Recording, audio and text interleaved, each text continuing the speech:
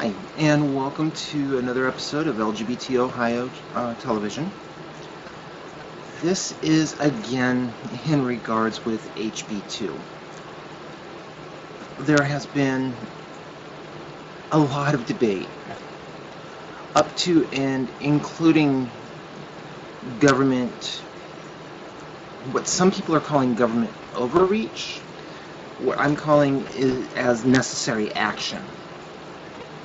The Obama administration has set out a mandate, well, not necessarily a mandate, a guideline with the Department of Education on how transgendered students should be handled, what their rights are, that they should be able to use the restroom corresponding to their gender. Now, a lot of you proponents out there are like, if you've got a penis, go to the men's room. If you've got a vagina, go to the girls' room. It's not that simple. Never has been. A transgender person is somebody who identifies with the opposite sex than what they are. So a transgender woman is somebody who was born male, anatomically male, but they are female, and they are taking necessary steps to make their body reflect their mind and how they feel. This involves years and years of hormones. This involves years and years of psychotherapy, up to and including surgery to make that part of their body look the way it should. Now, all of you people out there that are saying, we don't want to go potty next to a transgender person, we don't want to use the bathroom next to a transgender person. Well, you've been doing it for years. You just never knew it. Because all these Republicans, all these lawmakers, all these Christian morons, bigots, never raised a stink about it until HB2 passed in North Carolina. The city of Charlotte passed their measure giving transgender protections. They are refusing to not repeal that law. They have it on the books. They think Governor McCrory is a moron, and they refuse to abide by HB2. I applaud them. Now, at the same time, with the guidelines that the Obama administration has put out, 11 states are trying to sue the federal government over these guidelines because they think it's overreach. No, it is not government overreach. These Jim Crow laws are coming into effect, and that's exactly what they are, is Jim Crow laws. And if you don't know what a Jim Crow law is, go look it up. Use Google. They are discriminatory laws that were abolished and outlawed during the 60s.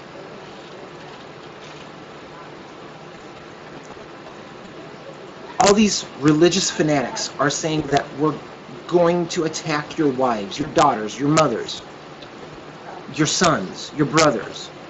This isn't the case. Time and time and time again, there has been no cases ever found of a transgender person committing any of these acts. In a bathroom, in a changing room, in a locker room, anywhere.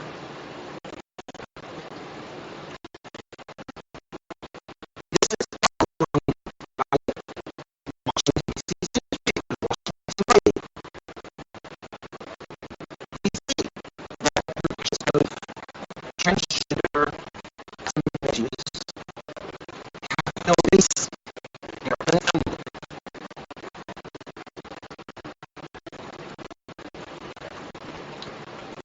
This is the Assistant Chief of Police, Kathy Lerner.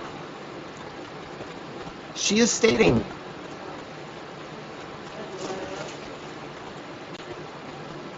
that she is not aware of any police-related cases. Now, I know for a fact that if a transgender person did something like that in a bathroom, it would have been all over the news. Police would have been called. It just wouldn't have been good. But yet, at the same time, there are Christian groups that are saying that cis people who are not transgender into the bathroom to scare us and to scare you. This is just not acceptable. Here's one about where they're doing it to Target because of Target's non-discrimination policy. If you are a transgender woman, you can use the women's room. You can use the women's facilities. If you are a transgender man, you can use the men's facilities. It's plain and simple. But you have to identify as a transgender person. This does not mean going home and putting on a dress. This does not mean walking into Target with a full beard, a mustache, hairy arms, hairy legs, looking like a man, and walking into the woman's room. No, that's against policy. Before everybody gets up in arms about it, you need to find out the facts, plain and simple. It really scares me. All you Christians, all you people that are saying that this is the domination for God, you are no better than the Ku Klux Klan. I mean, come on. What are you going to do? Start burning crosses on people who are transgender? Get real. You do that, and you're going to go to jail, especially with the current laws.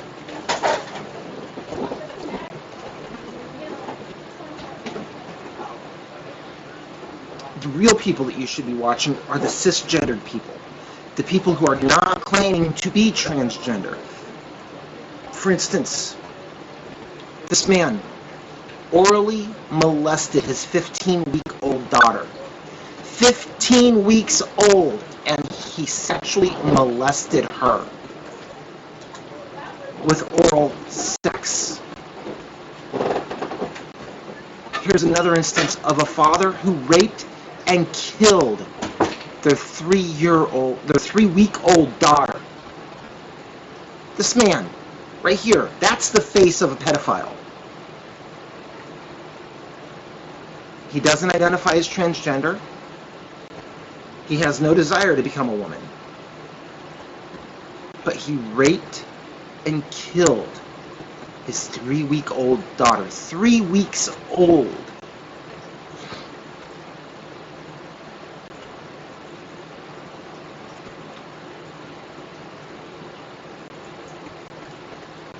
This man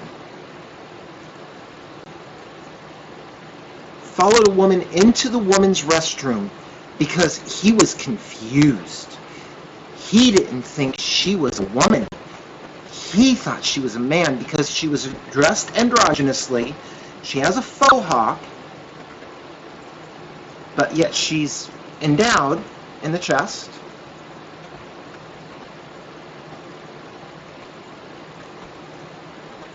I don't get how you people are appointing yourselves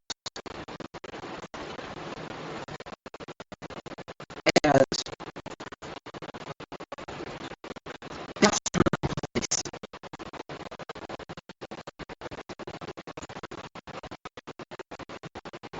Another instance. This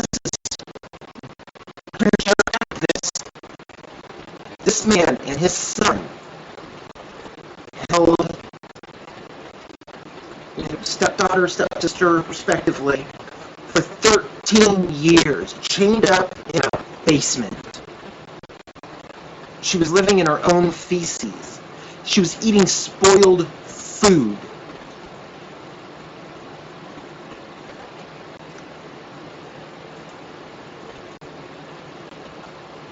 How is this right?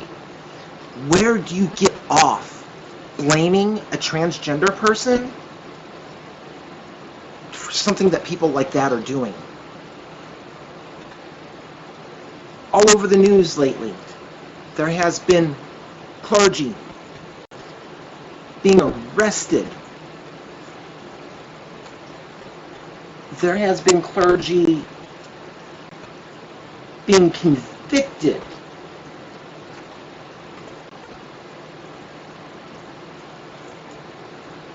for pedophilia.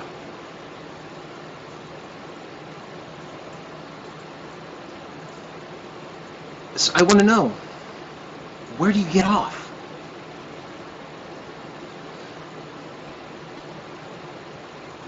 A major leading Republican has been convicted for pedophilia. There has been all sorts of news blurbs, well, quote unquote news blurbs, that are done by satire sites, that are done by sites like the National Enquirer, where they're taking a picture from one news story, putting it with some fake bull BS story, and passing it off as news, as something that's happened recently.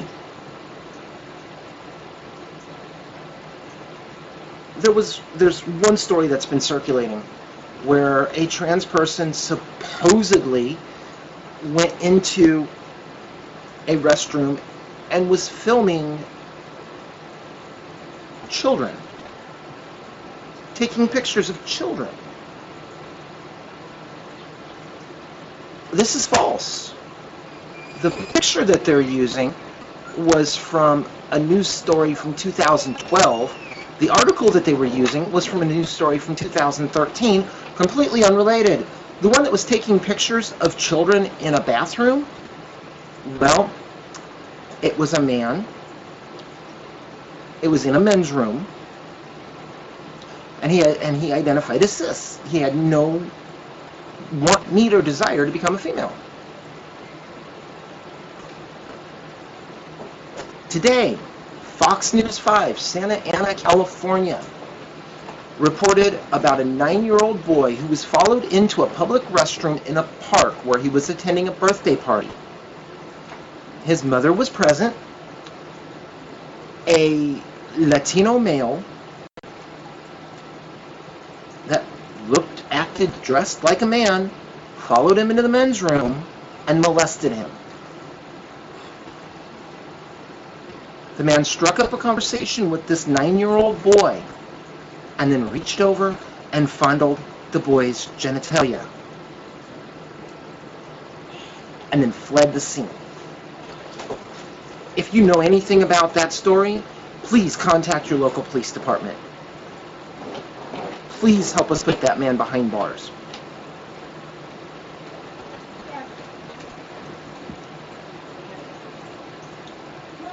Now, there's a lot of you that are out there touting the Bible. How a man, Deuteronomy 22:5, how a man should not wear women's clothing and vice versa, how a woman should not wear men's clothing.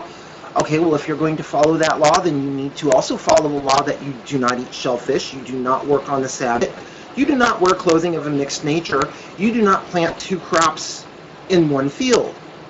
Those are just a few of the ones that I can think of off the top of my head. I mean, come on. You're quoting Old Testament, pre-Jesus Christ. All of that got wiped. That was a history lesson once Christ came on the scene. He has 2 commandments. Treat everyone equally. Love yourself, love your neighbor. Love yourself as you would your neighbor. Or love your neighbor as you would yourself, something like that. But he taught acceptance. He taught love. He broke bread with thieves, with whores, with gay people, with, and I'm sure transgender people at the time. Even though I don't think it's actually there, but I'm sure it was there. I'm sure it was going on. And back then, the only difference between a man's clothing and a woman's clothing is that the woman had her face covered.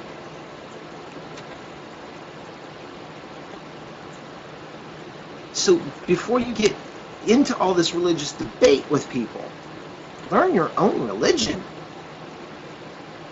I mean, if you don't know what's going on, if you don't know the basis of your own religion, then you have no right being out in public with a Bible in your hand, thumping it, saying that that transgender people are sinners and we're going to burn in hell. Okay, there's a couple of things wrong with that. Number one, you don't know the Bible well enough to be able to make that judgment.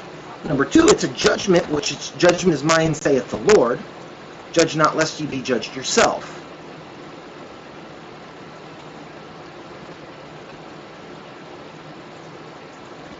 Number three, like I said, Jesus taught love. He taught acceptance.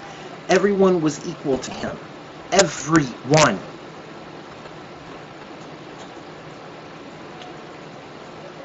Now, I went over this in my last video as well, and I'm going to go over it again. There's this little thing called separation of church and state, which means that the church is not allowed to influence laws of the land in any way, shape, or form, up to and including the religious beliefs of the lawmakers. If you are sitting up there on Capitol Hill, or if you are holding public office where you can make decisions for other people, you cannot force your religious views on somebody else. Does not matter if you agree with something or not. If your constituency says yes, then you have to vote yes. If they say no, then you have to vote no. These lawmakers don't know what their constituency says because they're not in touch with you anymore. When was the last time you spoke to your state representative? Matter of fact, how many of you know who your state representative are? Now, I know you can go do a Google search and shout it out, but it doesn't matter. They don't know. They do not have their finger on the pulse of this nation. There was a recent poll. It showed 74.6% of all Americans feel that the bathroom bills are bullshit and a transgender person, a transgender woman, should be able to use the woman's room, the woman's facilities, and vice versa for a transgender man. And that number is growing, consistently growing. So why in the hell do we have a small group of fanatics that are no better than the KKK raising such a fuss? Why in the hell do we have lawmakers sitting up there on Capitol Hill, sitting up there in the state capitals, saying, oh no, we're going to target this group of people. We can't target the gays anymore. They can get married now, so we're going to target somebody else. That's exactly what this is. Exactly what this is.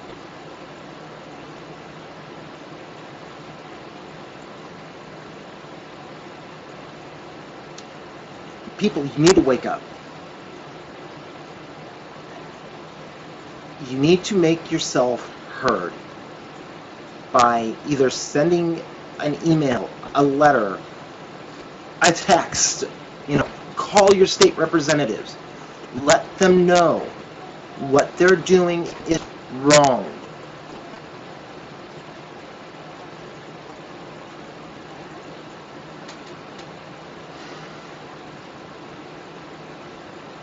Now, I know a lot of you are thinking, oh, this is all the Republicans doing. No, not necessarily. In Louisiana, an anti-discrimination bill was struck down by their state leaders recently.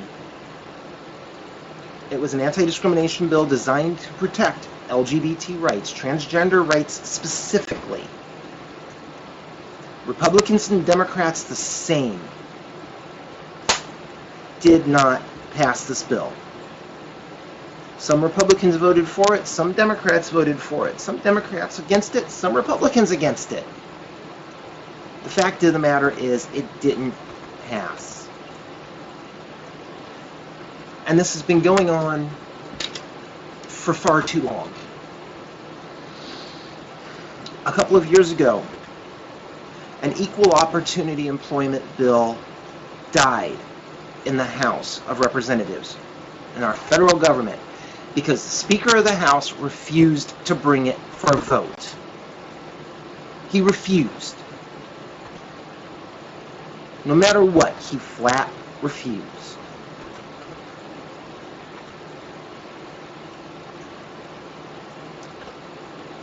There are too many things wrong with our political system. And the only way it's going to get fixed is by getting new blood into our government.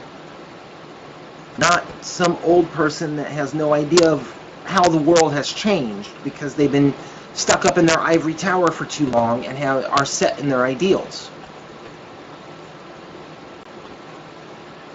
We need young Democrats, young open-minded people that are willing to actually get out, speak to their constituents, find out what's going on, see how they feel, and then make decisions on bills and laws based on that, not having anything to do with their personal view or their personal view of religion.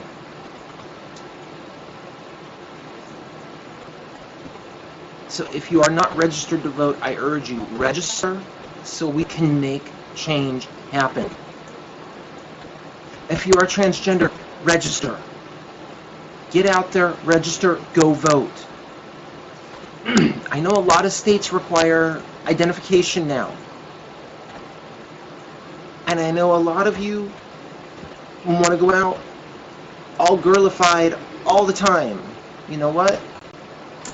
Most of the time I go out androgynous, I have absolutely no problem. So when you go get your picture taken, make sure you're completely clean shaven. Put some foundation on. Not a lot, but put on some foundation so everything looks even. There you go, you're good. But we've got to speak out. We've got to stop these fanatics, these bigots, from disrupting local businesses. We've got to stop these bigots from trying to run our lives. We are not slaves. We are not second-rate citizens. We are not subhuman. We are transgender. We are human beings, and we are here. We need to make our voices heard. I am still trying to get my project off the ground for the Skype-umentary. I do want to hear from you, whether you're an ally, whether you are a trans person, whether you're gay, whether you're lesbian, whether you're intersex, I don't care. I want to know about your experiences with all of this that's been going on. Let your voice be heard. If we can raise public awareness through our own experiences, then maybe, just maybe, we can actually make some real change. Thank you all for listening. Thank you all for watching. Have a great day, evening, night, whatever time of day it is that you're watching. Have a great day.